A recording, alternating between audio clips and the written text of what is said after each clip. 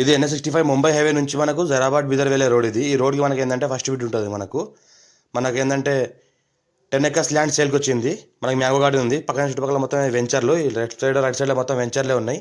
మనకు 10 acres land సేల్కి వచ్చింది. ఇది మనకు NH65 Mumbai highway to Bidar road. ఇది జైరాబాద్ బీదర్ రోడ్ ఏదైతే ఉందో ఇది బీదర్ రోడ్. ఈ రోడ్కి మనకు ఫస్ట్ బిట్ ఉంటుంది. మనకు ఈ రకంగా ల్యాండ్ ఉంటుంది 10 ఎకర్స్ 3 CR పర్ ఎకర్ అంటున్నారు. లైట్గా నెగోషియబుల్ అవకాశం డైరెక్ట్ ఫార్మర్ దగ్గర ఉంది.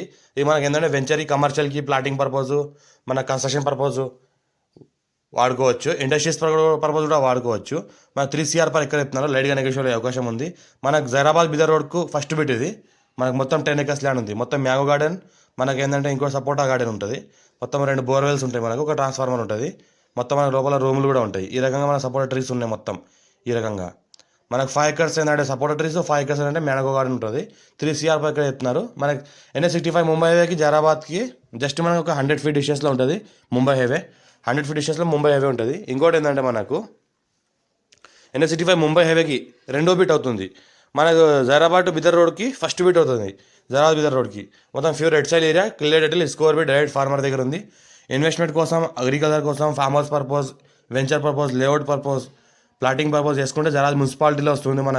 మన కమర్షియల్ ఏంటంటే 25,000 వెళ్తుంది. రెసిడెన్షియల్ ఏంటంటే 15,000 to 20,000 మధ్యలో వెళ్తుంది.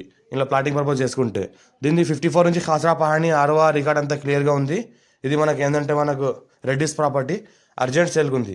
Clear detail score direct farmer.